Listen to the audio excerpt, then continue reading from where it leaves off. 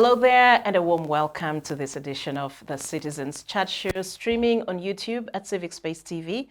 I'm your host, Judith Atim. Always a pleasure to have you join us.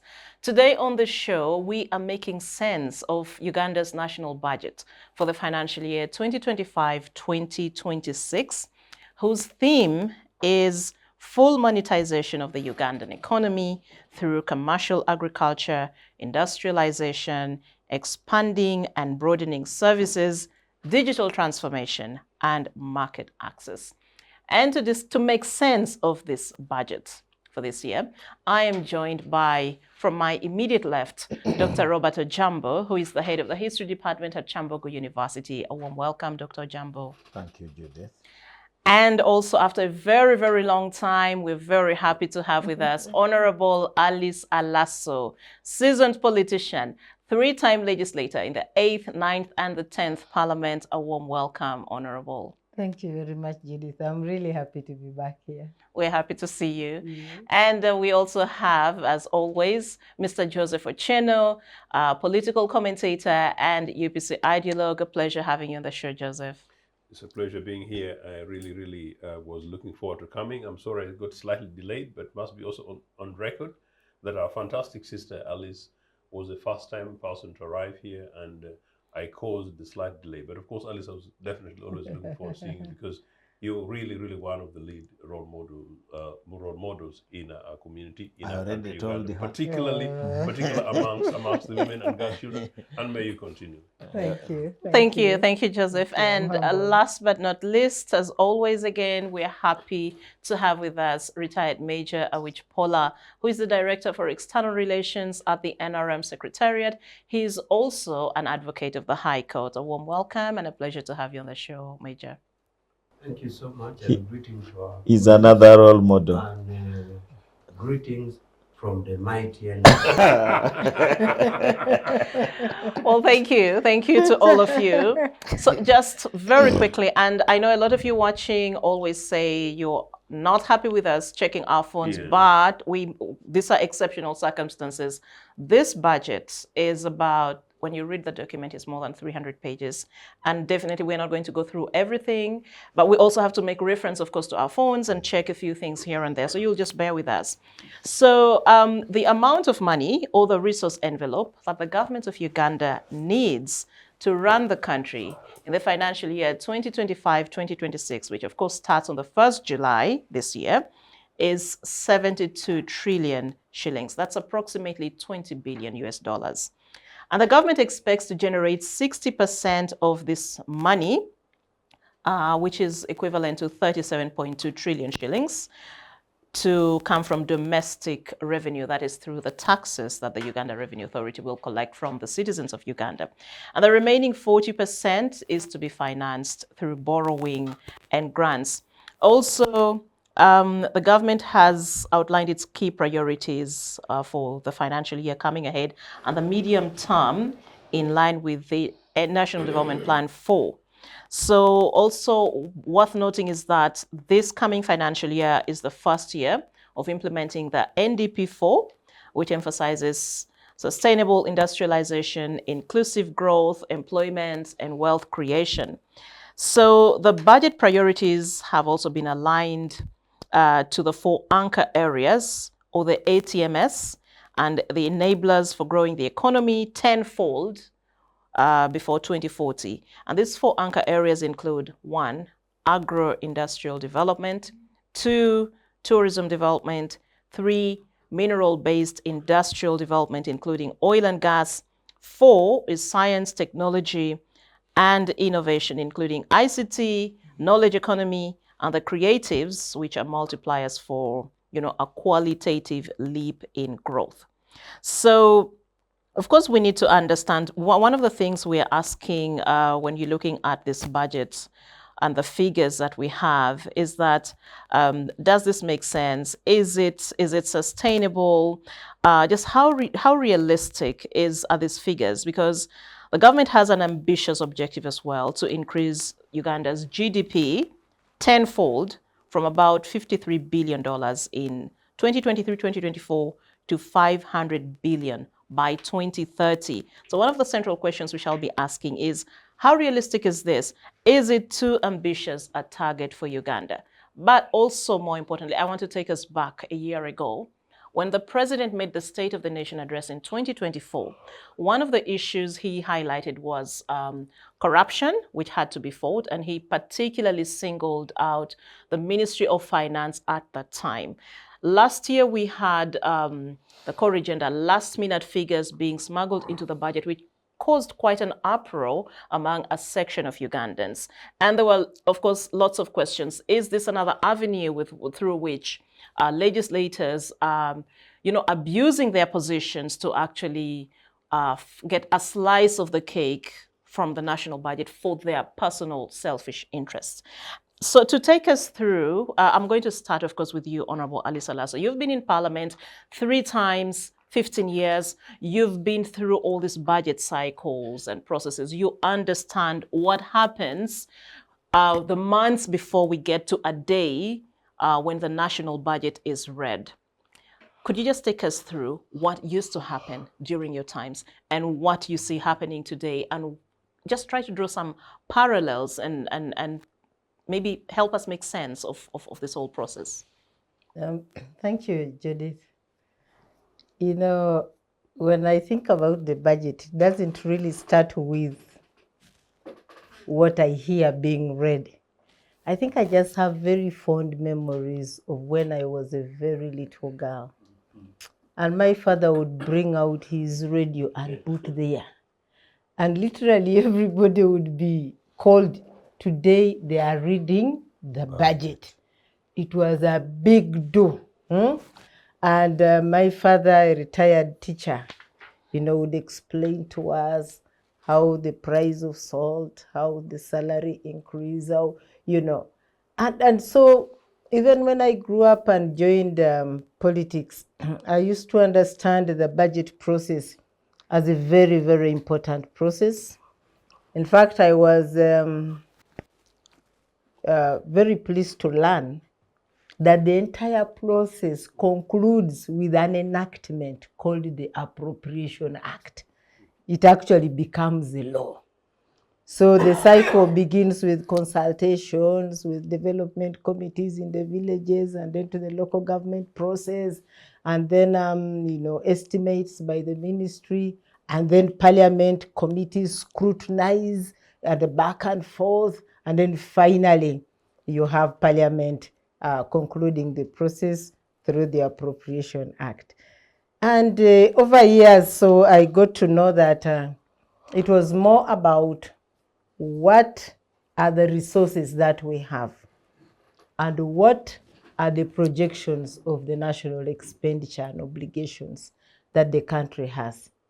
But it is now very surprising that you can have a budget read of 72 trillion and the supply side is not clear. Government doesn't know where it is going to get the extra 30-something trillion. And you still, let's do the basics. So you simply go to say, I'm going to be shopping. This is what I'm going to be doing this year. I have 20,000, but I am going to make a budget of 100,000. Somebody will begin to ask questions. Is there something you're not telling us? Are there sources you're not declaring? And so on and so forth. So that alone, for me, is a problem, a pointer to some serious challenges. But let me get to what I have had in this budget, like any other budget. The speech is very nice often. The prioritization is very good. You just feel good when you listen. And now they have come up with this Artemis thing. It sounds so nice. But the trouble is when you get to the detail. So you get to hear a different kind of direction. This is what it should be. And then the practice is something that is totally different.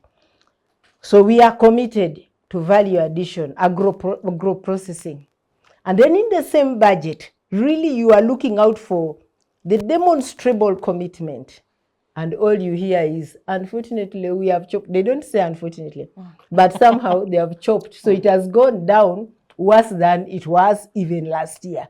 And so you ask yourself, is this a commitment? Is this lack of commitment? Or we will improve the health service delivery. And these are people who, this is a government that has signed on to all manner of protocols for agriculture, for health, for whatever.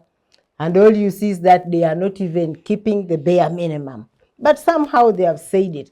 And so if you are the type of people, as we commonly do, who just listen to one thing and rejoice about it, then you go home very, very happy. But the budget is something else. The real investment in those areas is lacking, but there has been a very good speech. Then secondly, see, when a budget of 72 trillion is read, and it is not clear how it is going to be financed, two things come to your head. The one is that, of course, there's going to be more borrowing, but we are already a debt-ridden country. We've exceeded 53% of the comfortable threshold. Is it 50? 50, there's somewhere there. So it's already worrying. But that aside, if they're going to borrow more, let them borrow. And then you will go into the analysis of how the current loans are being used. Loans, money has been borrowed, it's attracting a lot of interest, and it's not even being utilized well. It's not even being used actually, but we are paying interest. So you will have that segment to deal with. For me, the latest development with this unrealistic budget is that it makes Parliament to pass a budget of 72 trillion and then pass a supplementary. That supplementary expenditure against 72 trillion. So that, is it 3%, will be given initially to run government activities. Then somewhere you realize that government actually will not raise the 72 trillion, but on supplementary expenditure, you will have given them a third of 72. Now that's not good. Why? Because you only give supplementaries to areas, activities that are not foreseeable. But in this case, they dupe you into giving money, thinking that you have a 72 trillion. And that's also very bad. I kind of, it worries me when I hear that. I have talked about prioritization, and then I also want to comment on really budget indiscipline. There are so many things that go on with our budget, the so-called classified, which is not really classified. It will not go into the areas where it is required to be. And this particular budget should be of interest to all of us because it's the budget that is going to fund the 2026 election. It should be of very serious interest, let alone the fact that there are aspects of it to fund Lubowa Hospital, to fund ROCO and related things, the levels of corruption that have never gone down. So it's, for me, a budget to be worried of. I'm really worried that it won't be a budget that will turn out to help Ugandans the way it is anticipated, grow their incomes within 10 years, bring them into a formal economy. We will continue. One thing I'm sure of is we will continue with our border economy. We will continue with those drugs, without drugs in those hospitals. Not because we are poor, not because we don't have resources, but because budget discipline is completely lacking. Not also because we don't have paperwork. Ugandans are known to do very, very good paperwork. But after the paperwork, then you watch the indiscipline that strikes. Thank you. Let me come to you, Robert Ojamba. And of course, I would like to hear your thoughts, but I'm also just throwing this question. You could respond or you could come and respond to it later, but anyone else can talk about it. Of course, 2025 is also a year that we've seen global changes. We have President Donald Trump with all these executive orders that he issued in January. Certainly, the money that was previously coming in through, say, USAID, which has been probably the biggest supporter of the government, especially in crucial areas like health, education, and so on. We no longer have that money coming in. So, and we've also seen what other international actors or players or partners, the lessons or they're borrowing from the Trump move to also realign their priorities in other areas. And certainly this will have an impact on whose doors we knock on as a country. But I'd still like to hear your thoughts about the priorities, the 72 trillion and where the money is going, but also looking at developments around the world in terms of funding, the funding landscape and how this impacts us. Yeah, thank you so much, Judith. It is a privilege to be debating with the Honorable Alaso. It really fulfills the oldie saying by Chinua Achebe that when you wash your hands well, you have a chance to dine with the great people. A few years ago, 20 years ago, 15 years ago, it wouldn't come to my mind that I would be debating with the Honorable Alaso. And the Honorable, you inspired people of my age into growing up into responsible people. And it's just good that I acknowledge that here. Thank you. Secondly, today is a bad day for me. I woke up in sad news. One of my very good friend and my OB perished on Kayunga Road, the former chairperson of Kamuli District, Charles Maxwell Mugude, had a head-on accident with a lorry in the town of Nachifuma, and he died instantly. May his soul rest in eternal peace. But I think this carnage thing, especially with the sugarcane trucks, need something to be done. I don't know where a sugarcane truck was going at 5 a.m. So for me, really, on those roads, Jinja Road, Kayunga, and sometimes Iganga Road, carnage has taken a lot of our people, engineers, doctors. Just imagine, this man was younger than me by about 2 years. He was already a senior, LC5. Uganda loses such very important people, and even you don't see any government statement. Today I've been listening, I've not heard any statement in response to such issues. But there are so many unknown people who die. Coming to the budget, Judith, she was really, he was giving me a nostalgia about budgets. And I have been telling people that when I was a kid, I wanted to be a radio presenter. And I was listening to KBC, Kenya Broadcasting Corporation, maybe because of the waves over the lake. We could get KBC more than Uganda Broadcasting Corporation. And one of the things I used to see on that radio or hear on that radio was when they were reading the budget. You would see Ugandans keen to listen to a Kenyan budget. Why? During that time, we were depending on commodities coming from Kenya. These usables like soap, like sugar, and many other things were coming from Kenya. And therefore, you wanted to know how that is going to affect our life, and we would be chased away not to go near the radio when it is being read. These days, a budget is being read, and people do not care. In fact, if you are traveling in a taxi and the taximan tries to put that budget thing, the passengers are going to quarrel. Say, otadeko bichi ebyo. Bintu bya Museveni ebyo bitatuyamba. They would want their music back. But budget is such an important thing because this is something that directs the country. This country cannot develop without good planning and good financing. Now, what can I say about the budget that was read yesterday? It is just a usual business. Very eloquent.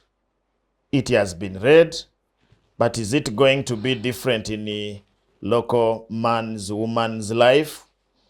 Probably worst, because the way you look at things, I don't see how it is going to help poor people to pay school fees. I don't see how it is going to help so many people who are suffering in hospital right now. If you go to Mulago Hospital right now and see what is happening there, you don't see how that is going to solve that problem. You don't see how that is going to sort out the problem in the evening where there are three people on a boda going to Mukono or going to Kagoma or going to all directions of Kampala. How is it going to help my people in my village or the teachers who are now on strike? The ATSI teachers in the whole country are on strike. And I was shocked. There was no even mention of this. It's as if it is a normal thing. The teachers have gone on strike in the whole country. And this is a country which we want to develop out of science, education. Because some people think that when a teacher is teaching English, or when a teacher is teaching history, or these other things, it doesn't help the scientists. There is no way you can have good science without geography, without knowing English. And nothing is mentioned about it. And that is where I want to handle. Because when you look at the priorities, you are saying that you want to use this budget as a stimulus to a 10-fold development of our GDP.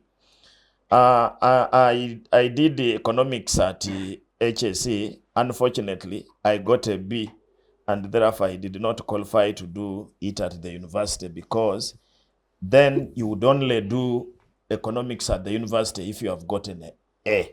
You must get an A. So for some of us who are not very rich to pay for ourselves, so I used to be forced to go to classes of economics and attend. I was not doing economics, but I would attend. And one of the papers I liked was budgeting and finance. Budgeting and finance, which was then taught by Mr. Mutenyo at the university where I studied. And he used to say that whenever they are reading the budget, they are talking about three things. Where were we last year? Where are we now? And where do we want to go next year? And that's what she was talking about. What is our demands? And how are we going to finance those demands? When the budget call circular came out last year in around September, the total on the budget call circular was 48 trillion. And the explanation was that because of so many things that have happened, COVID-19, the change in the financing model through donors and the other things which happened because of LGBT law or the homosexual law and many other things, they wanted to trim spending and therefore go to a manageable stage. And we're coming from a higher figure to 48 trillion. And some of us said, okay, we would want our salaries to be increased, but if they are saying that is okay. At the end of the process, the budget is now 72 point something trillion. What is our source of income? They are projecting 37 trillion to be collected by URA. That projection is also fictitious because it has never reached there. So you need to project what you can achieve. By I think last month, URA had been able to collect 29 trillion. And therefore, if you were projecting and you're good, you would say maybe 30 or 31, then would accept that is manageable. But they are saying 37. Then 20 trillion is going to be gotten through borrowing. So that makes 57. That is the income we expect to get. borrowing and that collection, because the government of Uganda does not do any business. We don't have any returns from business. We don't do business because of the structural adjustment programs that we implemented in the mid-1990s. So government, I don't expect them getting any money, with maybe a few grants that come from our development partners. But we are projecting a budget of 72 trillion. Then somebody asks, as she asked, where do you get that other money? Now, that is normally the fictitious thing that this government does. I want anybody to go and analyze 3 previous budgets and look at what was projected and what was actually spent later. Normally, there is an issue of lack of funds and budgets are slashed every year. This year, they didn't pronounce slashing, but they might have done it quietly. The other previous year, the budget was slashed in all areas 20%. And that happened. And what causes the slashing? Because they later find that they cannot fund. So at the end of the day, Judith, those things you have read, those priorities are the priorities that anybody would want to listen to. Anybody who loves this country would want to listen to those priorities. We would want agro-based industries to grow. We would like the growth of science and technology. We would want tourism to grow. We would want all those nice areas, oil and gas to grow, and so on. But the trouble with my government is that they are very good at the planning table, very poor at the implementation table. And I've always told you that the problem is not that we don't have good economists. It's not that we don't have good scientists. It's not that we don't have good administrators. But there is a lot of politics in everything that we do, to an extent that there is no difference between governance and politicking. For example, the parish development model thing would have been a very nice program to help people leverage themselves in welfare of their general welfare. But the trouble is that this is a program of government. Later it becomes a president's thing. The president has given us money. And once people realize that the president has given us money, I am interested in this program. So recently I went to my village and I was engaging my villagers on how they are using and how they are accessing PDM. One of them got 1 million shillings. Of course, it doesn't come in total. There are a few deductions that are taken away, and repaired her veranda. Her veranda had the problems. She repaired her veranda. Another one got the same amount of money and completed fees of her child in one of the universities in Uganda. Another person got the same money and bought iron sheet to roof their house. So I came across only 2 people who had gotten the money and put it to the right thing that they used in application. Because in application, you must show a business plan. You must show what you are going to do, and you must be in a group. So I asked them, what is the group going to do? He said, so long as you're a supporter of the government, I think there is nothing that is going to happen to you. So in my view, I can see the president very excited that after the 3 years and spending 3.3 trillion, that it has improved. And I told the people on this show that the president was not telling the truth. You cannot say that the president is lying, but he was not telling the truth. Why? He was showing us farms that, if you are very critical, they have not been developed in the last 3 years. Because in the last 3 years, somebody cannot buy calves and grow a farm of 20 heads of cattle already on that farm, and it is producing milk. And the other one, even the pigs, which grow very fast, They were also very suspicious. Unfortunately, the pig is only one in one of the farms. So, Judith, going back to your question of 2025 scenarios that have come in the country, they needed a lot of discipline, as the Honorable said, because we are not getting money as we used to get from UNICEF. UNICEF is closing business in many parts of Uganda, and UNICEF was playing a big role in the area of education. In the area of education, if you went to Karamoja, they were almost the ones supporting education there. UNICEF and the partners are closing business, and that is just one example. You said which was doing a very huge role in health sector, to be specific, in HIV, AIDS, and related problems, closed business. Trump just said they are not going to fund it. So you needed to be careful. So I wanted to hear in this budget, and I was listening to my very good friend, Matia Kasaija. I was listening to him to tell us how they are dealing with those issues. Matia Kasaija was just talking about the general things. When it came to education, they have given education 5.3 trillion shillings. And the money is on BDVET.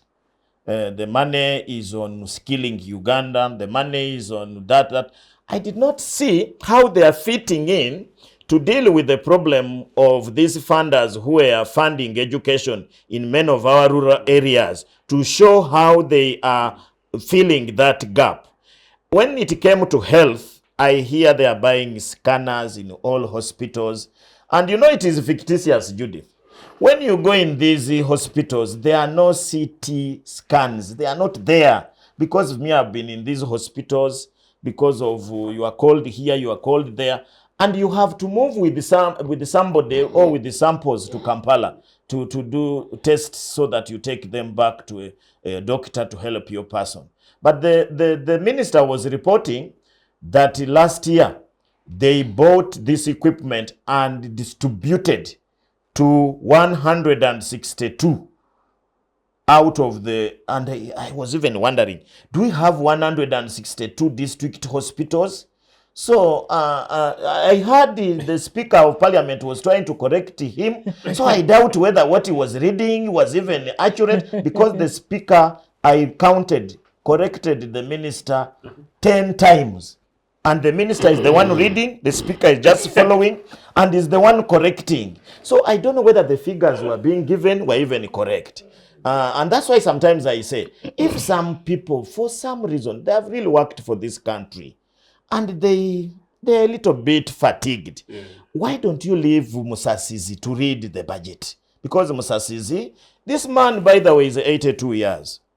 And 82 years, colleagues, is not something to joke around with. Somebody standing with a huge thing of 300 pages to read to the country.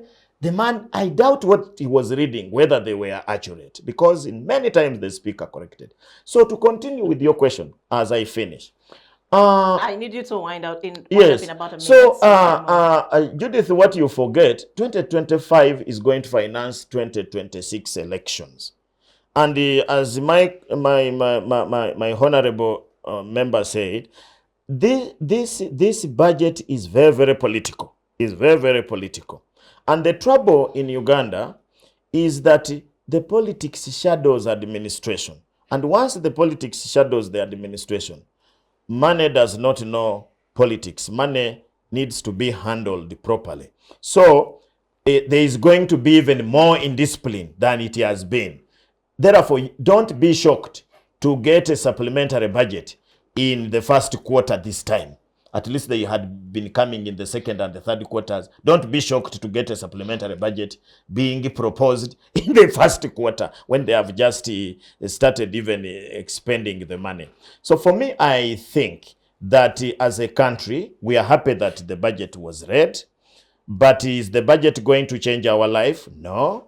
I represent teachers in this country. For example, I am the the chairman of all academic staff in public universities. Did I hear anything for us? Nothing.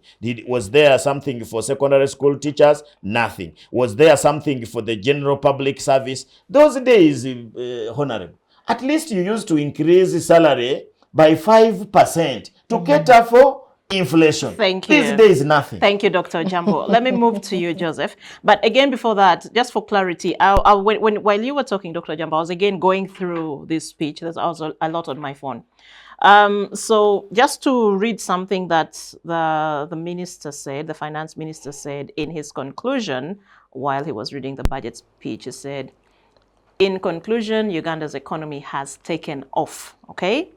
The economic fundamentals, that's GDP growth, price stability, currency stability, jobs, export and FDI receipts are in good shape and highly competitive regionally and globally.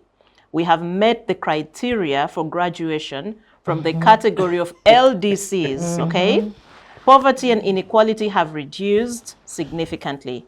Our deliberate onslaught on the subsistence economy has resulted in cutting the number of Ugandans working for only the stomach to just 3 in every 10 households. Joseph, carry on.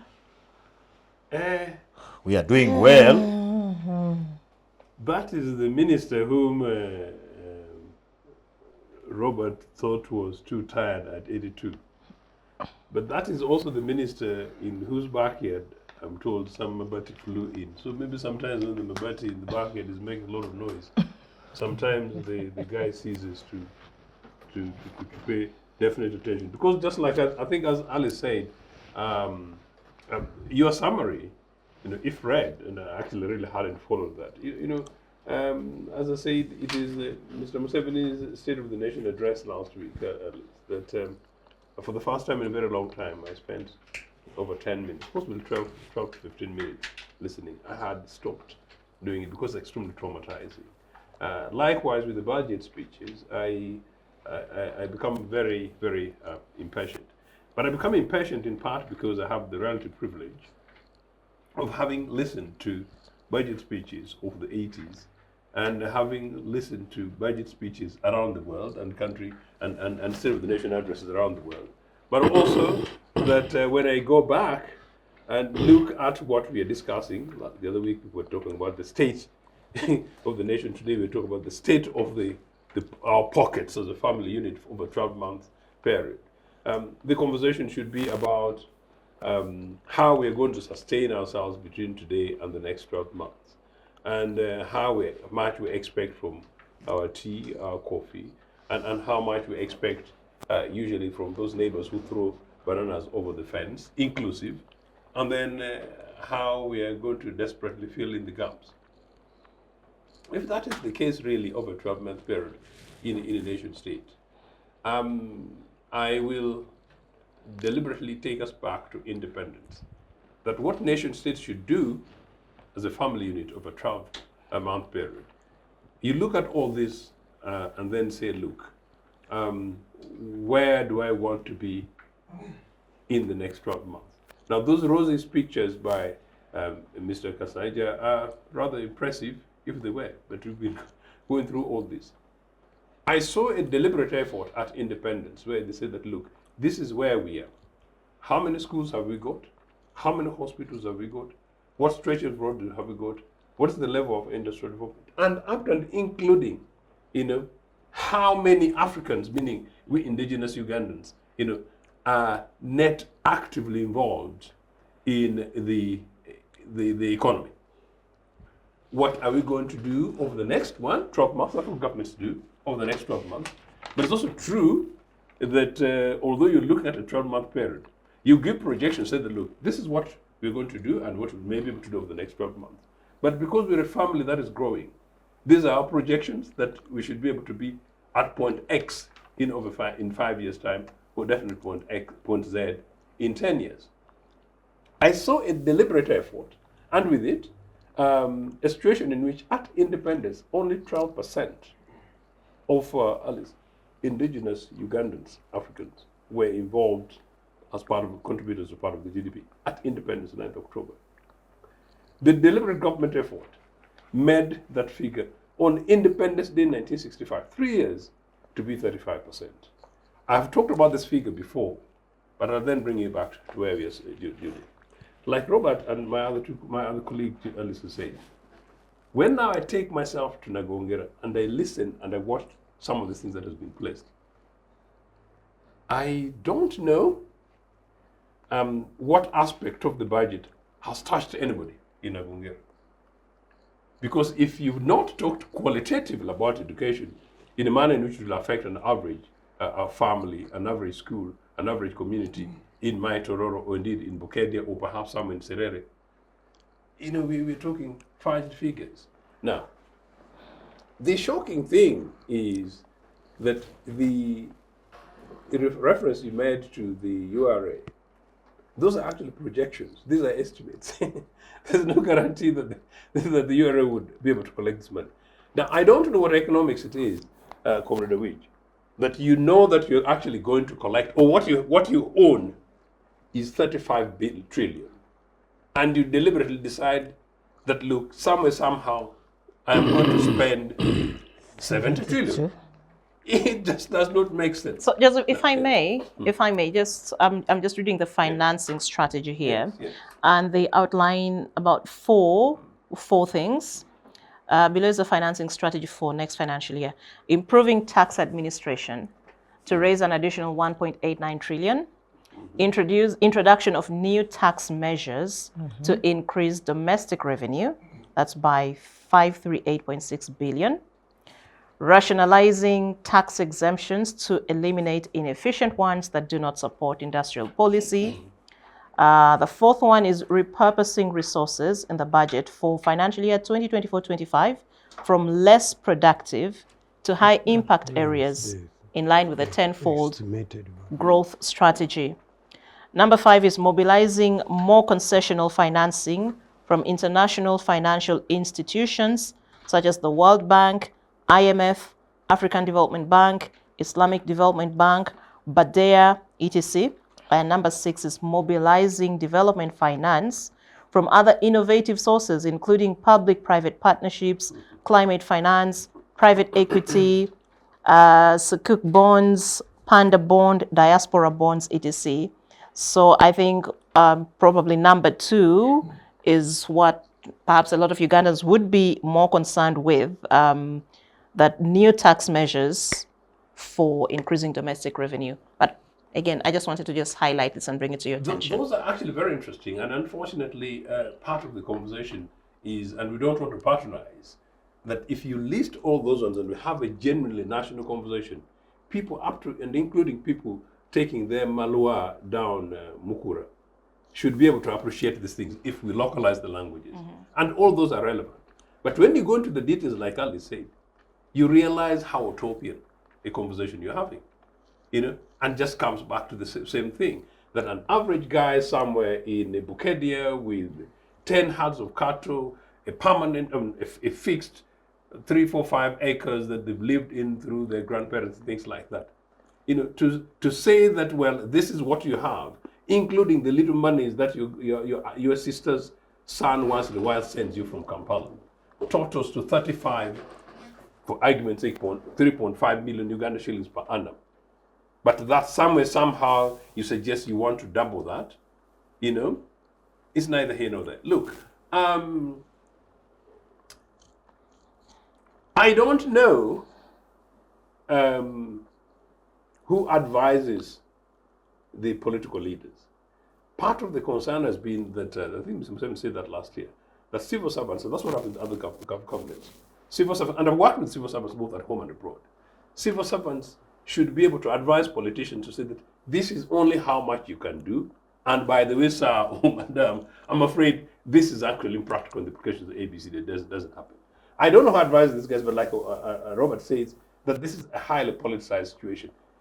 These things are not sustainable if you frame it like that. If you want to do it like that, Judy, you have to invest in something. For our economy, say for instance, to grow, you need, where's you talk efficiency savings. Efficiency savings, you can't do efficiency savings when you can't deal with corruption. You can't do efficiency savings when you're doing the kind of thing that delayed me on the road down here, where you can't actually manage a basic road project. You can't actually invest sufficiently in the human element, human capital, when you're not investing in education. And education, the education chief is here, and by the way, congratulations, Robert. I forgot to congratulate you last time. He's the chairperson of all academic staff at universities. Big positions and privilege to be with you here. You know, so you can't, when you're not investing effectively on that. And of course, then I'll take it from the Alice's part of the conversation that we're much having. In the Obote talk, middle after I came, recognizing that, look, there is a deficit on our initial program of the sub-60s. They opened up what they call third world schools. You know, you open up the third world schools, then you know this is how much we can do this. We can. Secondary schools started in primary school facilities. Then you do, what do you do? You know, this is how much we're going to be able to get. This is how much we're going to stock over a period of, say, 5 years. These are how many classrooms we shall be able to build. This is how much we shall be able to stock and equip. But our children are going to school. Over an 8 to 10 year period, we know that we shall be having new schools, you know, enough teachers, enough scholastic materials, you know, enough money to pay them without compromising standards. Now, when you inject that population into the economy, you know, in the tax thing base, you're trying to talk about expanding. You know they will be having people be paying tax, but you cannot talk about expanding tax base. You know, when you are compromising the industry base that you're particularly trying to talk about that you want to expand. Tourism that we're discussing today as an exploration, tourism was supposed to be, as of 1972, to take over from coffee as our #1 forex earner. So this regime has huge opportunity in terms of information. And this country has got a huge amount of history. And sometimes when we discuss this, people think maybe we're discussing it because we don't like NRA. No, it's just because we love this country more. But number two, because the foundations in terms of what really has happened in this country, we should not be having this conversation. And then finally, I want to say this. Private partnership, PPP. That was an initiative that started a little bit in America. Tony Blair ran with it in Britain, and I was then a senior member of the British Labour Party. Do you know what? PPP Alice and Commodore Witch is an extremely unpopular thing in the global north. I'm actually surprised because you can even see it here. For us, people for political position, we even don't talk about it here. But these things are being put down there as big terminologies. But yeah, but why is it unpopular elsewhere? Has it been proven that it's not effective? Yes, because that's sustainable. Because what is it? It's a way of making money for private individuals and private businesses. You know, Effective theft. And that guys deliberate theft, and even governments. So therefore, governments, which are with established systems, found that no, it was a net burden to those economies. And these are modern, advanced capitalist economies. We should be working side by side with. So PPP is actually public theft. By the official Would you say the same for the EPS that has caused an uproar? EPS is not theft. EPS is a crime. And if EPS is a crime, that needs to be investigated. And I think people need to be able to end up somewhere in prison in Uganda. But then just to conclude, because I need to let Comrade Rich come in here, is still on this taxation thing. In order for you to expand the tax base, you know, you don't do it by taxing, including EPS or whatever it is. You know? you create enabling spaces, environments. You enable business spaces, you know, yeah. You do regulations proper, and then of course you make sure that people are able to pay, because you can't pay tax that you've not earned, you know. And at the same time, those of us who are paying taxes, one of the things we need to be able to ask, and which I think I'm about to organize a protest. You know, the 1960 poll tax protest against the Buganda, outside Buganda, and the British establishment, you know, led critically to part of our independence thing. I think we need to organize a tax protest against this regime. The idea that we are taxed and taxed and taxed and taxed, and our monies are going nowhere, concludes with the final point that Ali said. Do you know what? We borrow. You know, we put debt burden. But can you put a projection over the last 20 years? That this is how much money. Once upon a time, I think my fantastic friend Betty Camille one time was talking as a leader of FDC. She wrote a very fantastic article when she was talking about the cumulative amount of money that we borrowed over the years under NRA, and she thought this was a privilege kind of thing. Can you tell how much we borrowed in the last 20? You could even do 10, and show evidence that we borrowed, for argument's sake, 100 trillion Uganda shillings, and these are the projects that those monies have gone to. Absolutely. Except for a few roads. No, it will be skyscrapers for a few individuals in Kampala. Thank you. Major, let me come to you. Your reflections, of course, on the budget. We are making sense of it. Does it make sense? Your colleagues seem to think otherwise, but the government, the ruling party says, look, the economy has taken off. We're doing very, very well. Perhaps the number of struggling Ugandans would, out of every 10, you'd find 3. Just, again, your general thoughts still, and whether this development or progress that the government lauds is something that actually can be felt by an ordinary Ugandan, wherever they are. Thank you so much. Do I have enough time? Please, yeah, sure. Really? My own. We'll give you enough time, You and then we'll finished take a break. Well, I've heard the views from my colleagues, and in a Congress mind or words, they said it's utopian, meaning that the budget with the intention it's intended to achieve won't be achieved. I think it is unfortunate that we think it is utopian. Sometimes I like to go along with our viewers to know some of these concepts we say. Utopia is, of course, it was first used by Thomas More in 1516 when he wrote about a dream island. Yes. Which in a Greek word, utopia means no place anyway. It means there is no place. But Thomas More was saying, in this place, there's everything is good. People live in peace. People enjoy. They eat honey and what. And it was just a reflection of the suffering mooted by Industrial Revolution, where children were forced to work in industries, and if you can't work, your hands are cut. And some other people like Owen, for example, try to implement utopia that say, no, we can do it. Owen goes down in history as the first person to have established a nursery school, because he wanted society, well, create a nursery school, let people go and work, and then when they come, their children are okay. And he kind of worked in the UK, and he only got money from the Queen of England, the King, and then went to New Jersey in America to try to build utopia. And his money got finished in New Jersey, and he died a frustrated man. So that is utopia, an achievable thing. But I want to say that this budget is not utopia, as Thomas More and Owen tried to do it. Now, first of all, it is projected, and with reliable empirical data, that the economy will expand, and indeed it will, by the measurement that we all know. And this would mean, therefore, of the East African countries, we have known Kenya having the biggest economy and Tanzania. So if we continue at this rate, we may catch up with them or even overtook some of those who were ahead of us. So the economy will expand. Of course, we shall come down to the issues like, if the economy expands, so what? What is on my table? But that one is a debate for the next stage. I also wanted to mention in bullet point that all around the world, states will remain borrowing and will remain in deficit. USA and Japan are the biggest borrowers. They have the biggest budget, deficit ever. Maybe you have small rich countries like Liechtenstein, which is the richest country in Europe, and with a lot of surplus. You can have countries like Liechtenstein who will have that. But so borrowing shouldn't be seen like a strain or inability or weakness of a country. Japan, even if you check on Google, or even USA, they borrow the biggest amount of borrowing ever in the world.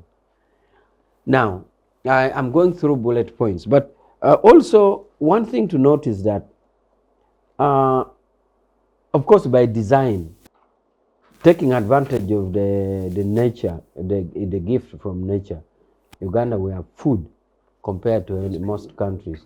So we have food, and therefore this makes our life a lot better economically, and cushion our people. We are not now ranked among those countries where if truckloads of planes don't land with bread, there would be riot. I know countries in Africa where if bread don't land, or ingredients to make bread don't come, then there'll be riot and there'll be death. It led to riot in Sudan, in some West African countries, purely sub-Saharan African countries. You find countries looking like that. And of course, as I always keep saying to my colleagues, when such a thing like food is available in the country, some will take it for granted. But if it had gone missing, would say failures of NRM. And that's why I always like to illustrate example like when Batoro and Banyoro are living peacefully, that is okay. But should actually fight in a par with the tribe of Moses Ali, that is Madi. That is the failure of NRM. In other words, Batoro and Banyoro living peacefully is not a deliberate government effort. But the Chol is fighting in a par, it is effort. But I just always insisted that nothing happened within the jurisdiction which is not under the governorship or under the management of a state. The state machinery, meaning the state with its system, the ruling party and the government there too. So we have food, and that is by design.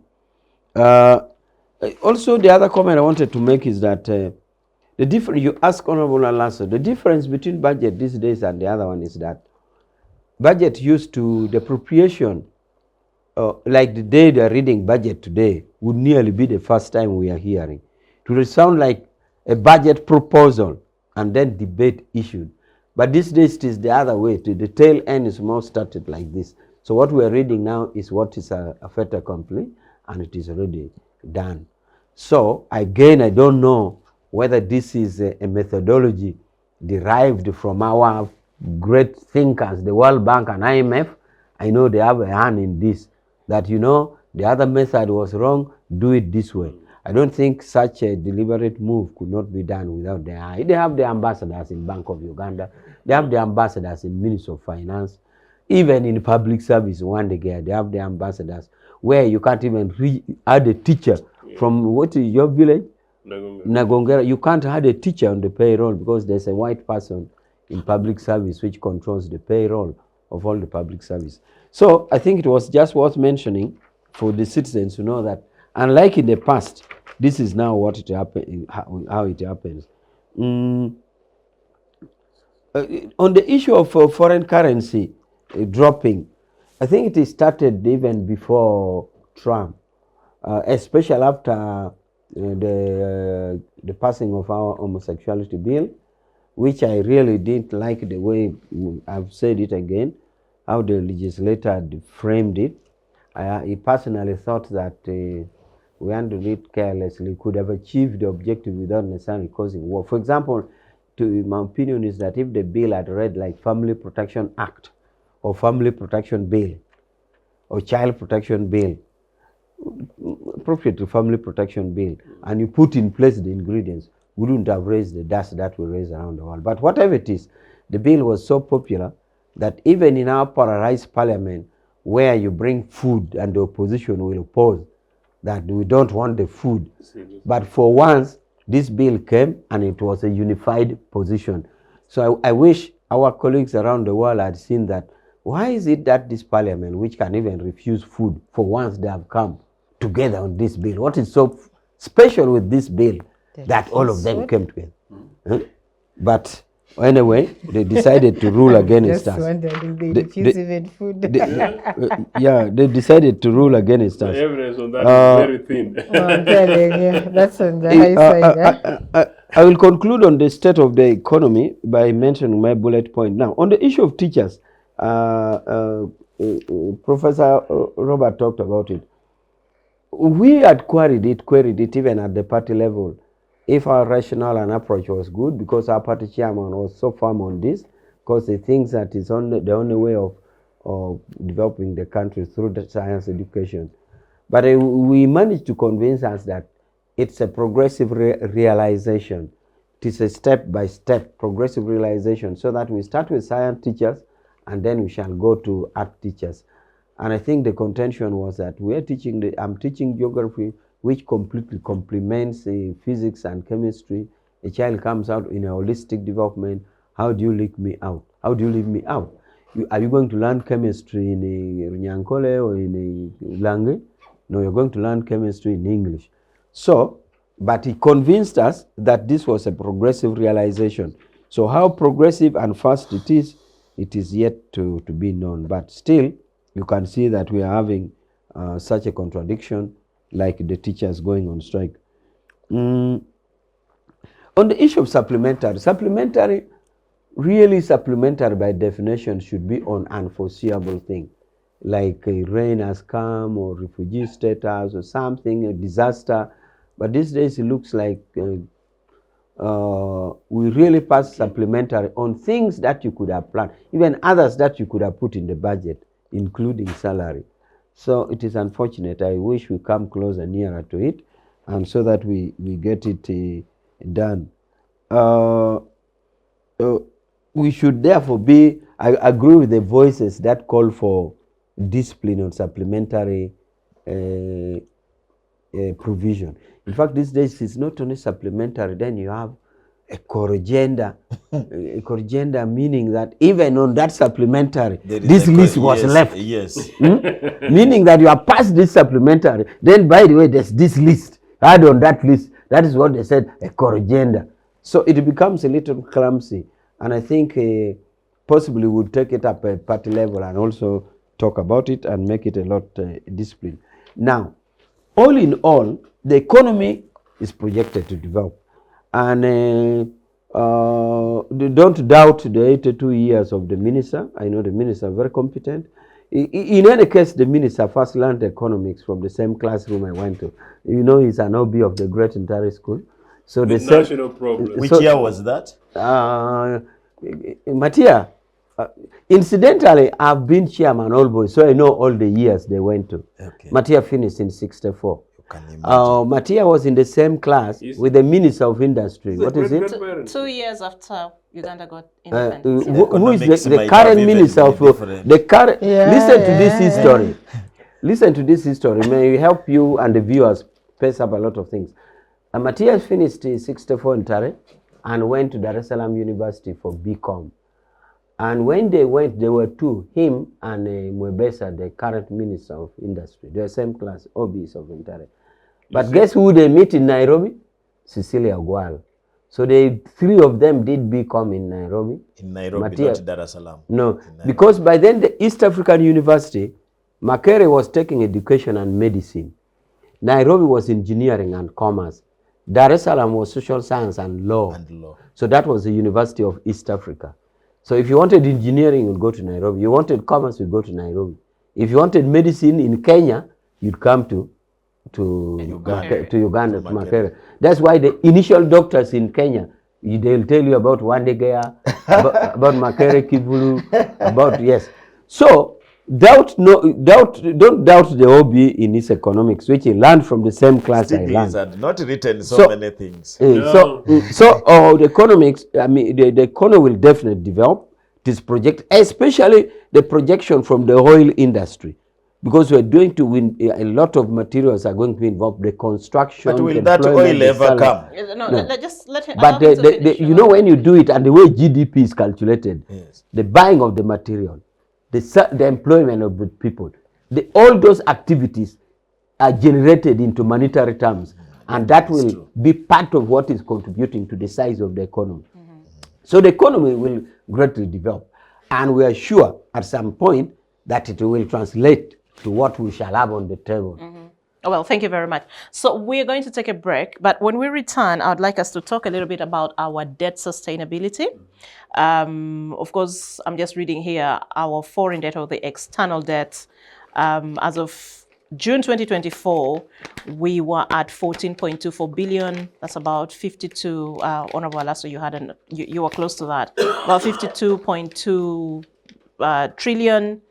And then the total public debt, which includes both external and domestic debt, has also been increasing. As of September 2024, it had reached 107 trillion. Those were estimates. Of course, the finance ministry at that time reported it about 94 trillion or so. The debt to GDP ratio has also gone high. And then the concern, of course, is now our debt servicing, the increasing cost of it. As of 2023, we had approximately, say, 32 shillings out of every 100 shillings collected in tax revenue was going towards debt service.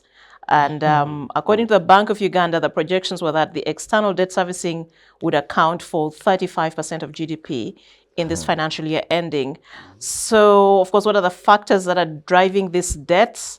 Increased spending on infrastructure projects. We're also still reeling from the effects of the COVID-19 pandemic. A drop in aid. We know what the developments we've seen globally from Trump and others. Drop in aid and budget support from development partners. And then there's a trend of acquiring more non-concessional and semi-concessional loans, which come with very high interest rates and so on. So, of course, the concern is this sustainable? We have this growing public debt burden in Uganda. How do we stem or tame this? But also, Honorable Alaso, when we come back, I want us to interrogate our spending. I'm going to read again the budget speech from the minister.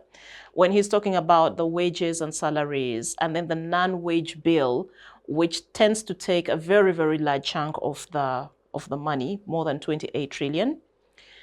When you speak to economists, a lot of times they'll tell you our non-wage bill is very unsustainable and some of those expenses are not necessary. I would like to hear your thoughts. That's after the break. Digital rights are those human rights and legal rights that allow individuals to access, use, create and publish digital media or to access and use computers, other electronic devices and telecommunication networks. Digital rights include a right to freedom of expression, information and communication through technology, a right to privacy and data protection, a right to credit for personal works, a right to universal and equal digital access, a right to identity, a right to anonymity, a right to be forgotten, and a right for protection of minors, among others. The state's digital rights are frequently violated through various unfair actions, for example, blockage of websites and social networks, theft of credentials, unauthorized use of people's data for personal gain, privacy intrusion, online censorship, arrests and intimidation of online users, internet blockages, and the proliferation of laws and regulations that undermine the potential of technology to drive social, economic, and political development worldwide. It is hence every citizen's responsibility to respect rights of other digital users and to speak out or report to the responsible parties when one's rights are violated. Welcome back from the break, and we're glad that you're still with us here on the Citizens Chat Show. My name is Judith Atim once again, and we are continuing with our discussion where we're trying to make sense of Uganda's national budget for the financial year 2025-2026, which was read on Thursday by the Minister for Finance, Honorable Matia Kasaija. Before we went into the break, of course, I told you people that I would like to hear your thoughts on our debt sustainability, because by all means, there are concerns that it is clearly getting to unsustainable levels. Of course, when you talk to the government, they say we are still within the limits. But I know the IMF or the World Bank actually says it should not go beyond, I think, 50%, something like that. But also, I want us to look a little bit about our resource envelope again. When the minister was reading the budget and the section of financing the budget for the coming financial year, he looked. We of course, there's something about expenditure allocations. Where is the money going? Wages and salaries will account for 8.57 trillion. Non-wage recurrent expenditure will take up 28.33 trillion of the 72 trillion shilling budget.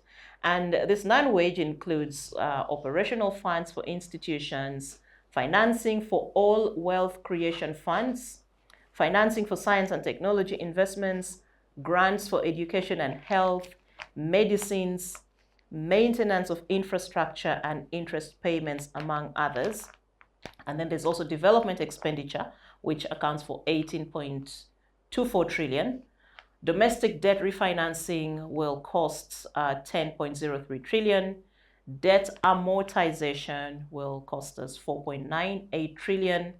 Domestic debt repayment to Bank of Uganda will take up 493 billion. Domestic arrears will take up 1.4 trillion shillings. And local government expenditure from own revenue will take up 3 to 8.6 billion shillings. And when you hear what our economists say many times is that the non-wage expenditure is just too high, and certainly there's need to bring it down, because when you look at non-wage, you're also looking at say cost for rent, which of course institutions do pay rent, but also you're looking at unnecessary costs like workshops, meetings, trips for government officials abroad, per diem, and so on, and that tends to actually cost the country so much money. I want to come to you, Honorable. During your times in Parliament, what would non-wage expenditures actually account for? Because is it unusual or is it normal for us to actually have things like medicines, grants for education and health, and say financing wealth creation funds under non-wage? Is this something normal or is it something that's out of the ordinary? I'm not even sure that I understand the current budget architecture. I'm not sure. Maybe let me Because go first. Please, yeah. Because I've been in the budgeting process for some time and the catch up, especially at the university. Our structure of the budget is now mainly in four forms. You have the wage, which is mandatory. Then you have the development budget. Then you have the non-wage, and then you budget but not funded, and therefore it is called unfunded priorities, which have been arguing something cannot be a priority and is not funded. They should look for another name. Now, just to take you through, because things have not changed so much. If you look at the budget for this year, for the year running, which is going to end on June 30th, it's not so much different from what they are projecting. And I want us to remove the points so that I give you figures. The development money that we are suspecting to get is 19 trillion.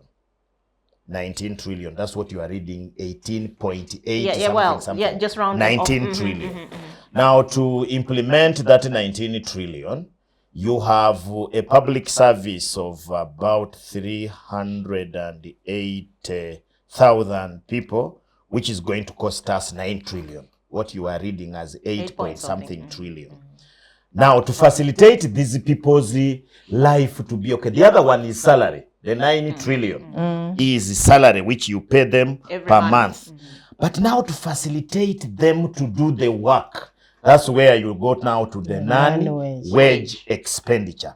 Buying vehicles for RDCs and the MPs and all other people, allowances for workshops and what have you, things like you heard about grants. If you are giving grants, state house scholarship, DC vaccination grant or technological something, and so on and so forth. Of course, there have been a huge argument that you can, because now I want us to pick the non-wage and add it to the salary. It creates 28. No, that would be 28 plus 8. That is already 30 something, coming to 40. It creates 40 trillion. Yeah. To do work equivalent to 19 trillion. That's where the problem is. You want people to do work which is valued. At the end of the day, we should produce work that is valued 19 trillion. But to do that work, you are facilitating them with the 40 trillion. That's where the problem is, in my view. Because for me, I would think that people should do work which is higher than what is spent. Because that's when you are studying, let's now not even go to economics. Let's just do commerce of senior 3. For you to have a balanced, they used to call it a balance sheet. Your output or the other side of the thing should be higher than your credit. The credit should be less than the revenue. The revenue or the debit or whatever word you want to call it. So in Uganda, it is the other way around. And that's why you see we have to spend a lot of time doing so many things but getting nothing. And that's why I told you that the budget in most cases is very, very political. It's not geared to production, because you can't spend 40 trillion to produce 19 trillion worthy of goods and services. You just can't do that. And where is the problem? The problem is not even on the wages, because the wages, when you look at them, Uganda in East Africa, and East Africa here, I restrict myself to Kenya, Uganda, and Tanzania, because the other was, I normally have a problem with them. We have the lowest public service, the lowest number of public service. And public service, policemen, teachers, doctors, all these people who work in public service. But the problem comes to facilitating them to do the work. That's why when you see the office where, for example, a clerk of a certain a company or ministry, wherever, works from, and how he is moved around and what he does, they are two complete things. This man is given a desk and maybe a few papers to do work, but when you get out and see the car that takes him to the field, and buy the office and everything that is supposed to do the work. So it is normally for political reason, to keep these people comfortable so that they can not create any problem. For example, let me just ask Honorable, why would you give a Honorable Member of Parliament a vehicle and you don't give a doctor a vehicle? The Honorable Member has a vehicle valued now, I don't know, 300 million. 300 million shillings, but a doctor who is treating people in a hospital, he has 50,000. In Uganda, the ratio is about that. 5,000 patients to one doctor. In Uganda, that is almost the ratio. 5,000. He doesn't have a car. He has to use boda or other means. But the other one who may not even go to parliament, in most cases, I don't see them there, because if that parliament of ours, all the members of parliament who are attending every day, they can't fit there. In most cases, you say 35, 50 something are the ones who are there.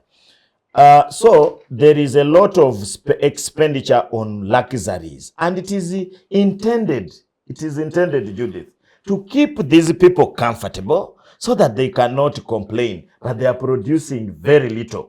And that's why I have doubt that, yes, Major Witch, I would want this country to develop and make that 10 folds, because that's what we are targeting in the development plan 4. We want to multiply our GDP from $50 billion to $500 billion. I swear, if things continue the way Judith has read here, I don't see us going there. So in total, I am saying that our budget is normally more consumptive budget than a developmental budget. The one which would take us where Major Witch is talking about would be a development budget. But our budget in financial terms can be referred to as a consumptive budget, but not more of a development budget. Okay, thank you. Honorable. I think I can follow up from there to say that if you're looking for where the biggest budgeting discipline is, then you go into that segment called the non-wage. It tends to hide, to mask a lot of things that are very difficult to explain. And there was an attempt at some point in Parliament to reduce the number of workshops, cut on buying of new cars. And I think it was overruled by the executive. It was not even Parliament, it was overruled by the executive, and the status was restored. And that's why you find that, you see, the chief executive of the country is also has failed to lead by example. How do you go to monitor NADS, not NADS, PDM of 200 million?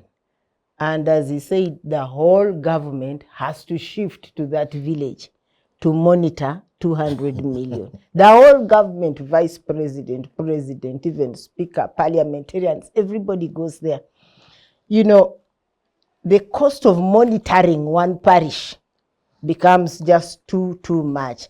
And then one thing, by the way, which we should also take note of is, while we seem comfortable with the wage bill, currently government is rationalizing salaries. I hope that we are aware that 1 month the teachers earn, the next month the doctors earn, the third month local governments have. Some people, if not half of these, have, and they just tell them the computer, the system, and that is it. But it is clear that there is a rationalization of salaries. There is not enough money to meet the statutory obligations that should be done.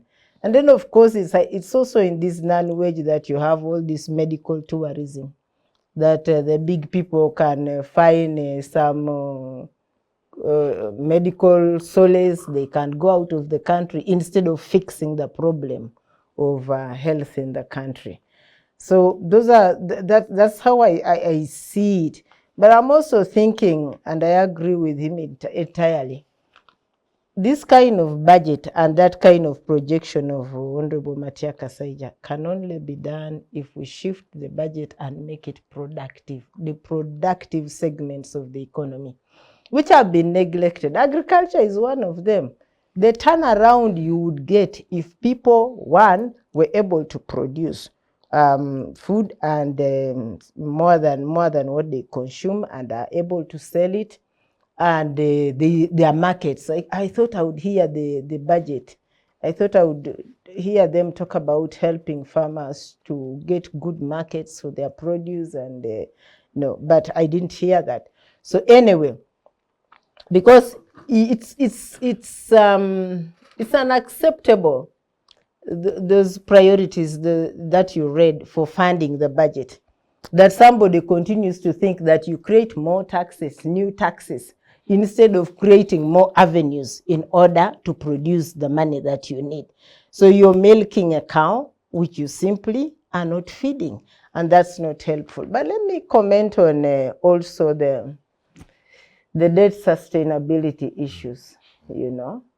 35 out of 100 is the projection, 32 out of every 100 shillings for debt service, and you're still borrowing. I want to respond to Major Witch and say that yes, I agree with you. Borrowing, everybody borrows, but just how do you use the money that you borrow? That's what we are questioning. And how much are you going to borrow?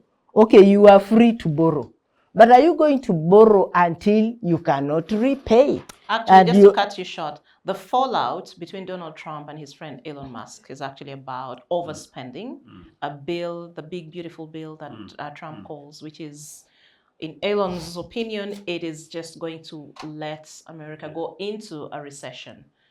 Yeah, so I mean, even in your own family, you cannot keep borrowing and borrowing. Next, they'll come for your head.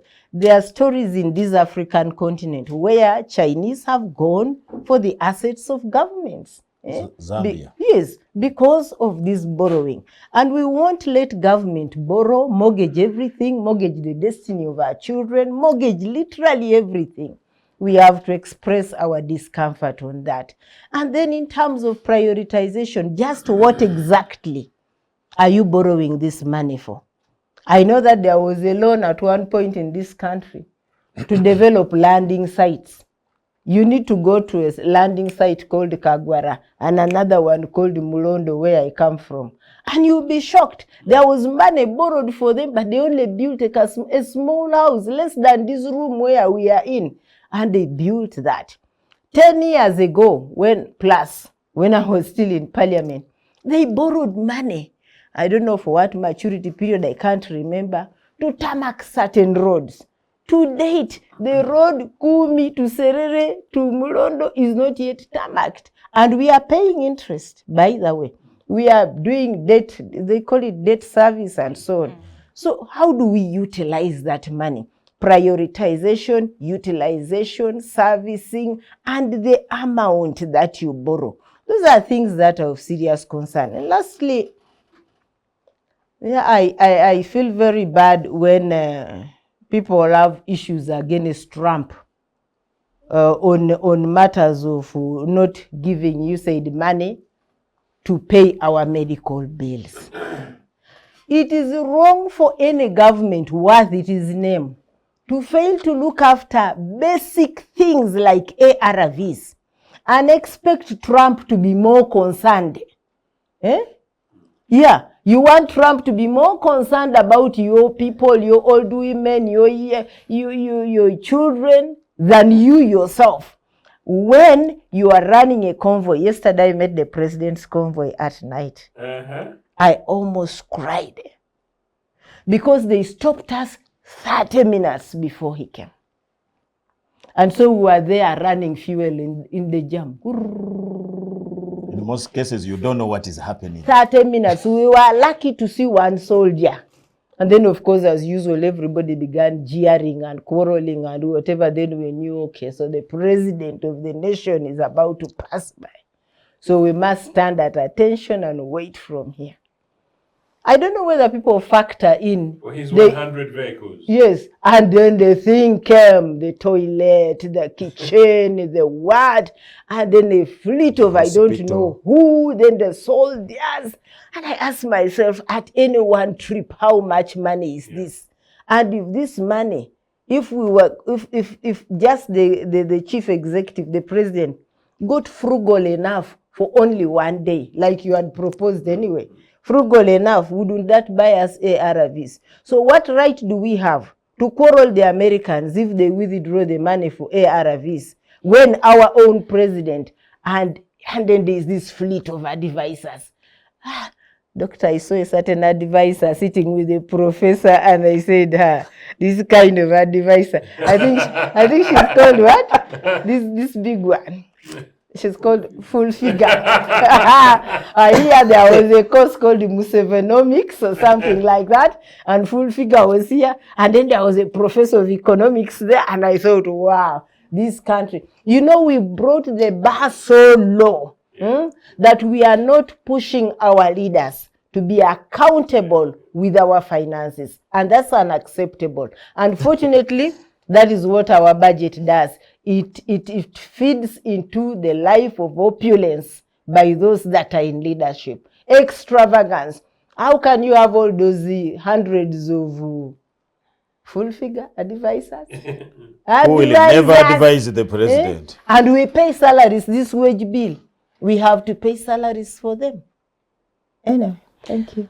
Joseph, your thoughts, of course, on our debts, our debt management or sustainability, and of course the non-wage. Unsustainable. It's very sad. And I think, like Alice says, I think sometimes, and for you young viewers, amazingly, genuinely people take this as if it's business as usual. But they actually forget it's their money. Yeah. And every day these commitments are made. People forget those commitments are made in their names. And they don't know that however long it takes, the debt burdens, the money is borrowed, are directly linked with the livelihood and the names of every Ugandan citizen. So it's absolutely crucial and very important. You know, at independence, we knew where we were. But what did you do? Judith, you start a bank. You shall start a bank, Uganda Commercial Bank. And you start a cooperative bank. And you start a bank or some kind of project. Forget about the usual cooperatives, but then you see that we shall do this to make sure that our farmers are enabled, basically. Yeah, so just to re-emphasize, a government must deliberately seek to enable the citizenry. So you inject resources in agriculture, You inject resources in the livestock industry. You inject resources in the various aspects of the economy that you want to feed and water and to grow. Not only so, therefore, do you provide cattle dips, not only do you provide agricultural officers, extension workers, as they call them these days, at localized levels, but you make sure that you're able to equip them with, whether there's cattle dips at one end, or indeed, Alice, I don't know whether you remember this, district farm institutes. We had district farm institutes, Judith, in every district, you know, because we are an agricultural economy. So it's not surprising that not only did we have a functioning, decent, organized, and confident economy, that up to the time that Idi Amin came, and notwithstanding everything else, the sabotage that we had against Idi Amin, we continued, which is right, that the lucky element of NRA is the fact that we, as a country, we are generally food not insecure. So people are able sort of to survive generally. Now, but what happened is this, that immediately after Idi Amin and then come to about a two government, I'm just pulling this thing to contextualize today. The structure adjustment program that Dr. Ojambo was talking about, when the IMF and World Bank approached the Obote II government to sell to them this thing, we refused. But we refused because Obote said to these guys that, look, you know, we knew where we left our country in 1971. We now know, we made an assessment of the mess that has been, you know, subject to our country, our economy and our country. But we had a vision where we want to take our country. So we had worked out already a 10-year program, you know, to build on to where we had left in 1971. And this was the thing, that we know as part of the 1980 election campaign manifesto, but I look at the manifesto as the then only existing document in the country, that we know that this is how much we shall generate from agriculture, this is how much we shall generate from tourism, this is how much we shall generate from industry. We know how much we need to be able to invest in rehabilitation of industries. You know, we also know how much we need to be able to invest in rehabilitation of say, education, health, and other structures. This is how much we expect to generate from grants. Now, here is where what you can help us. You know, these guys looked amazed. You know, they couldn't believe that a post-Idi Amin government is refusing to buy to their program. So we refused. So we refused their program. We worked on our own indigenous program, Judith, and I was telling you in a different context, in a different program the other day, that 1981 we struggled, you know, 1982, in 1983, our economy grew by 29.6%. You know? What does it mean? It means you own the economy, you own the country, you have a vision. If you pull us back to where we are today, and we're discussing contemporary budget, what aspect of this, and this Dr. Jambo was saying, that when you listen to the budget speech then and you listen to the budget speech today, you know, somebody under a tree somewhere in, again, I'll use my average Nagongera, what have you told them about health services that, oh, we expect that from today on, Busolo Hospital is going to be rehabilitated and Toro Hospital is going to be this, and maybe there's a backup if there's an emergency, we shall go and get services at Kumi Hospital because government says they're now going to provide particular technological stuff in Kumi, which is not in Bali. In education, with the teachers pay, how much is going to go up? Agricultural produce, we are talking interest rates. You realize these things are not mentioned. Interest rates are not mentioned, but they mention inflation and they talk inflation figures at a low level. There is no way in which salaries can remain a constant, you know, and every other year you're pushing up this projection. But just to quickly conclude this non-wage bill, pick it from the president, as I talked about, one. Number two, bring it to members of parliament. Then number three, bring it to some of these luxuries that you see around. I can't understand it. I want to say it again, and I've said it in this program. Alice, I saw, as a young person, I saw President Obote's convoy in Kampala, and the Musevenis were here, bandits throwing bombs. I threw Paul Mwanga's convoy. Those are the only guys with relative convoy. You know, I saw Prime Minister Otemele Madi's convoy It was a convoy with his main car, except the Benz was different, occasionally a second car. I saw the convoy, call it, of Speaker Francis Butajira, one car. So from Speaker to everybody else, and ministers and deputy speakers, same cars, same kind of cars, quality, public, one vehicle, one driver, one police officer. So this in itself alone, without anything else, would transform. In fact, actually, if you carry out some of those adjustments, you'd cut the so-called 9-wage bill by maybe 30, 40%. So these things can be done. It's basically leadership. At the moment, you can just do talk, but talk is cheap. Thank you. Major, debt sustainability. What do you think about how we are actually, the rate at which we are incurring debt externally and even domestically? And what are the broader implications for our citizens going forward? I know for a fact that before money is borrowed, even to the bag carrier, it just doesn't give you anyhow. The person carrying the bag, whether in Washington or anywhere, will always give you his money with a clear procedure of how you'll pay it. Therefore, this talks clearly about debt payment. So if there was to be any loophole, it would be very minor. Therefore, debt payment shouldn't be an issue because it would worry the money owner itself. I just wanted to say that I don't know whether it is clear in our mind that of the East African countries, Uganda is the least in the borrowing yet. Rwanda, which appears very disciplined, has borrowed more than their quota.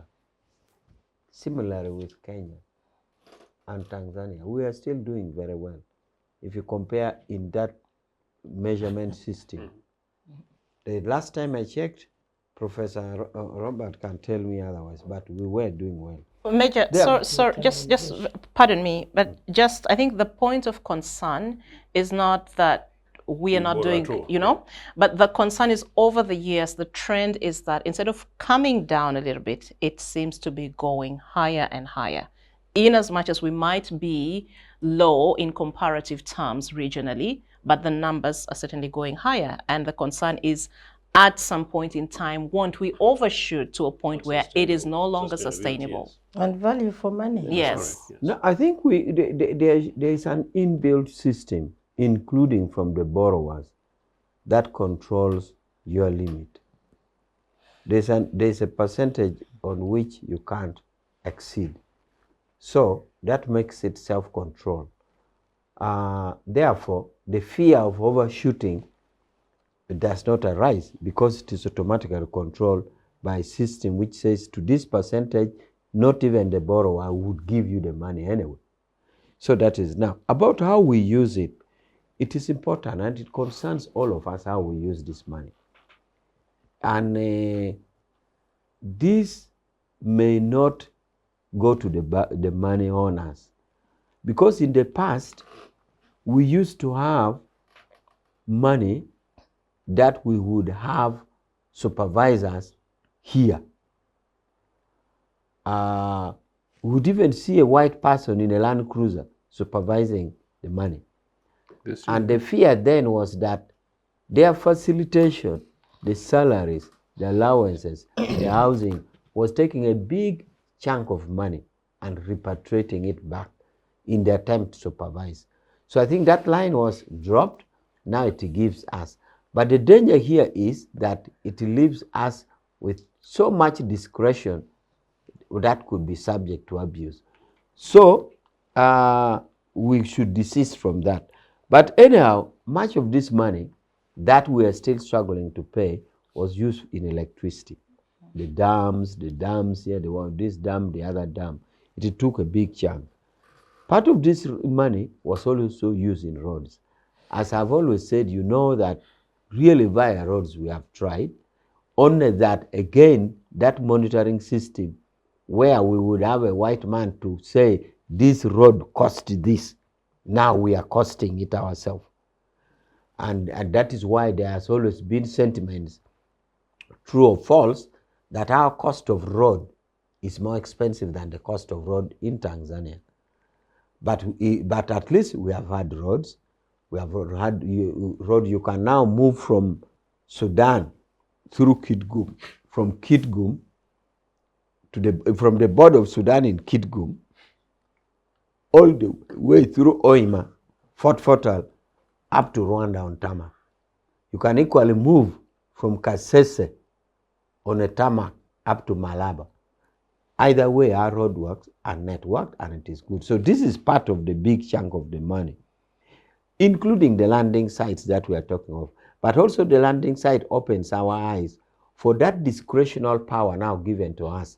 Because we had said, if you bring a white man or a white woman to manage this loan, they pay themselves huge amount of money, big land cruisers, and the money goes back. Now they give us to us. Ideally, landing site was good. Landing site was to the effect that our fish picked up in Europe, especially Lake Victoria and other lakes, because it was believed that we have fresh water lakes. Most of the waters in the world, including Tanzania, even inland, do you know the water is more salty than soup that we eat in our soup? Yes, if you pick soup, an average, remember in most restaurants, they put little soup because they don't know how customers eat their salt. I mean, they put little salt because they know that some customers want little salt. So they put a side salt for you to add. But all water around the world, most water around the world are more salty than ours. So European Union, for example, was buying a lot of our fish, but they put condition that we want to be sure that this fish is caught well. From the catching to the refrigerating to bringing to the landing site to packaging. They had put such a strict condition to enable the admissibility of our fish in their market. That was what formed the idea of landing sites. Now, if we got the money there in good faith to do that, and somebody does what Honorable is saying, then that is unfortunate. That is why now it calls on us to be more vigilant on the uses of that. And they've taken away all the fish. You can't find fish to eat in Namaingo, in Serere, in Namasale. Fish has just disappeared. Yeah. So now they are causing nutrition issues among us and the children. I don't know, but we moved around the landing sites as a NRM mobilization team because we realized that the conflict between the fish guards, the military that was patrolling, and the population was bringing us as a party and government problem. But I don't know whether the report was skewed. But what we got to know is that since the introduction, the sizes of the fish have become bigger. That's what the people reported to us. Yes. He said, yes, these people are rough, but since the introduction of this control, fish has become bigger. Because people were, I don't know, manipulating their nets to the extent that they were catching all undersized fish. Now, when this thing was introduced, including burning the nets which were undersized, which are caught, are burnt in open. They first show to the people, look at this size. This is size which will finish all the children fish, and now we are burning. So that is the feedback we got. But if it is not true, then it is subject to verification. Now, I just want to comment about the statecraft. Running a state, managing a society, maintaining law and order, because basically the role of a state, and for which as political parties we strive to win election, is to maintain law and order, first of all, to be sure that when some people are going to their disco and January, they dance in peace. Those who are going to pray, pray in peace. Those who are going to cultivate, go and cultivate in peace. But also to improve the welfare of the people. Now, this structure of statecraft is complicated. That is why you're going to have presidential advisors of various categories.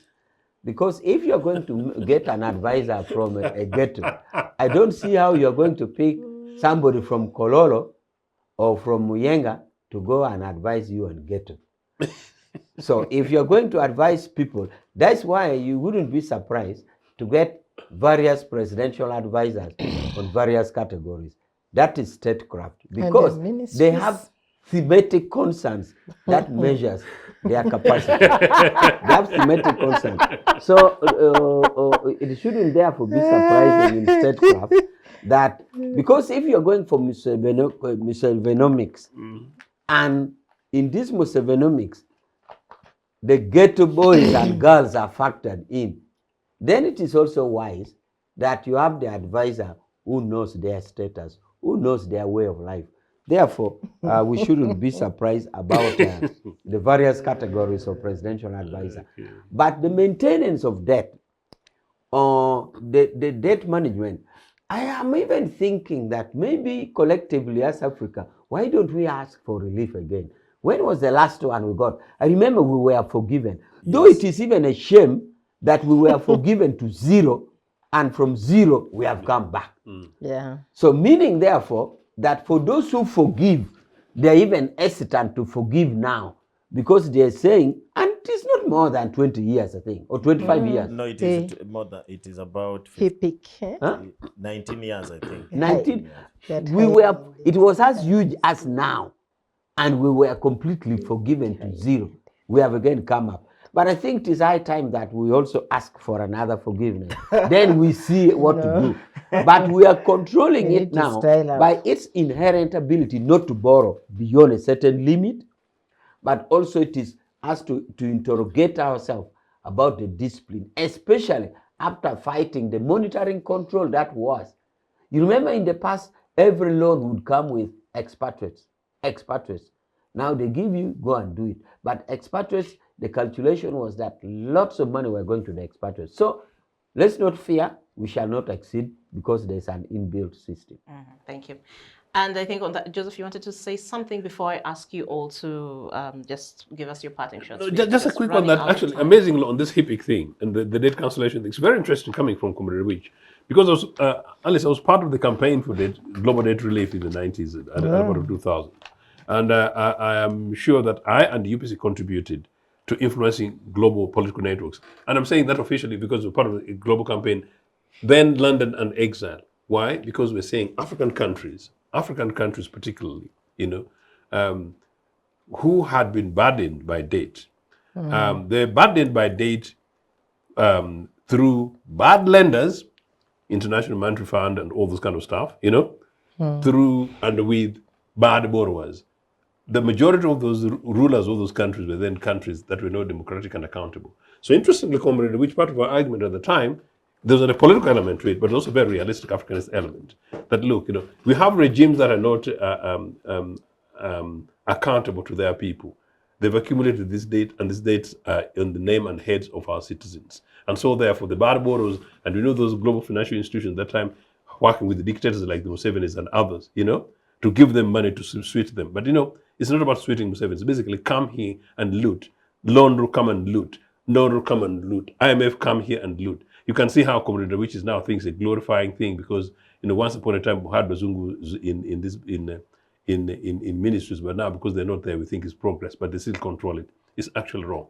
My worry is nothing changed. So it's a confirmation that 20 years later, our situation in Uganda is worse. What is the underlying things? Bad governance, something that we've not talked about in this period. Bad governance meaning a system that is so incompetent, but a system that is also very, very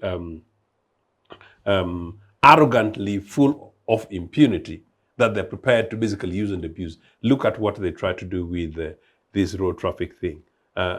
Just to confirm, it's a sad one. So my point is, wake up Ugandans, wake up Africans. Thank you.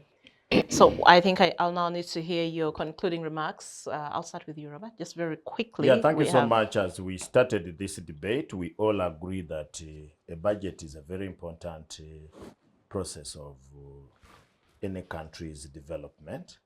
And we thank the government that at least they come up with a budget which gives us a lot of false hope. But the implementation still has a lot of problems. And for me, I think this government here, the way the infrastructure of government, the way it is, even if the money was enough or the debts were not there, I don't see them having any capacity to move us different from the way we are doing, because this is a government that survives on corruption, This is a government that politics and the next election is the agenda of every leader, starting from the president to the lowest person. They don't think about constructing a road to help people or constructing a school to help people, but to sort of cajole a citizen to support them. So I think we need to think differently so that we have more money on development than consumption so that we can be voted in the next election. Thank you, Robert. Honorable Alaso.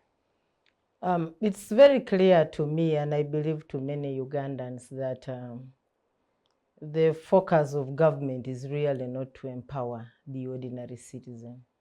That is why they say one thing and then they do another. They don't invest in what matters to ordinary citizens.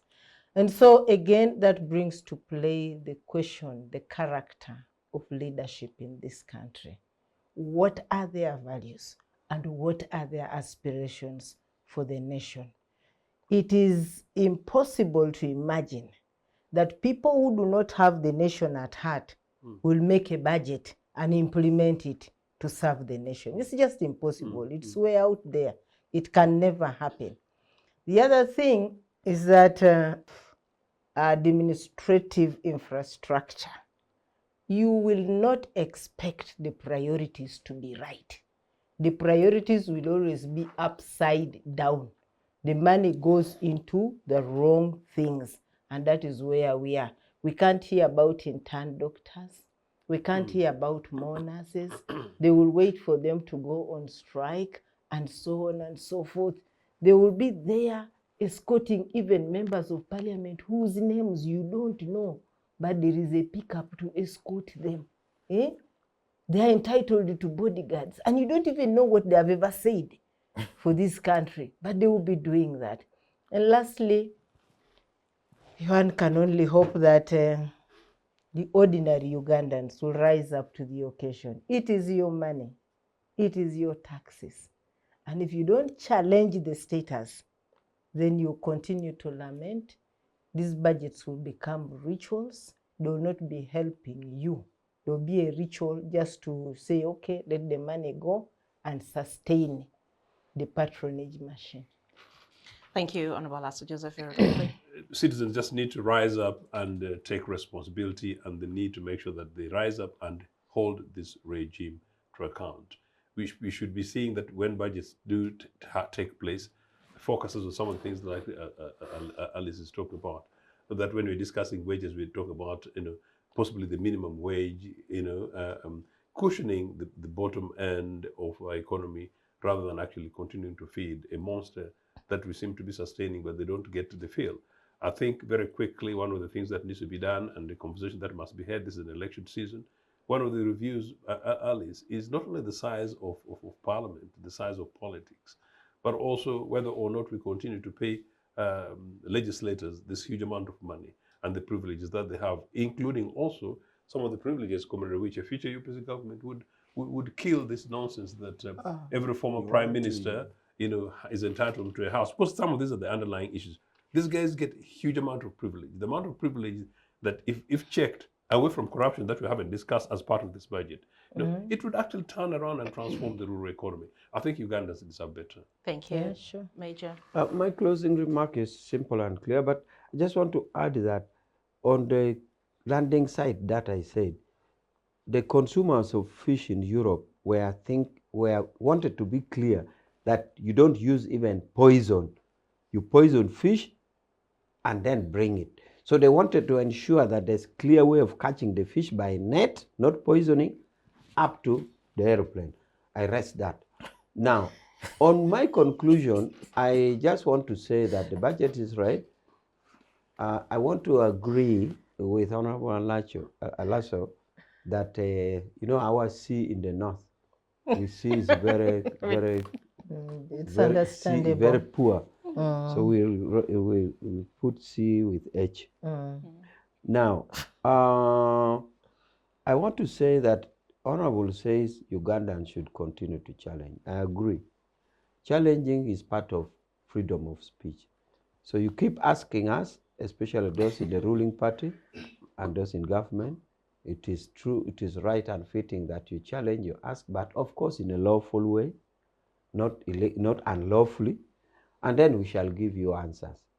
But rest assured that this budget will improve your welfare, and we shall therefore move Uganda to another level. Well, thank you very much, retired Major Wichpola, Mr. Joseph Ochieno, Honorable Ali Salasu, and you, Dr. Robert Ojambo, for your views, your perspectives on this 2025-2026 financial year budget for Uganda. We've been making sense of this. And to you who's been watching us, thank you very much. We do appreciate you for making time to catch up with this show. We also encourage you to drop us a comment in the comment section, share our content as far as you can, and also follow us on our various social channels. That's on X, Facebook, Instagram, LinkedIn, and so many others. My name is Judith Atim. Thank you very much for watching. We will be back next week, same time. Until then, it is bye-bye for all of us here.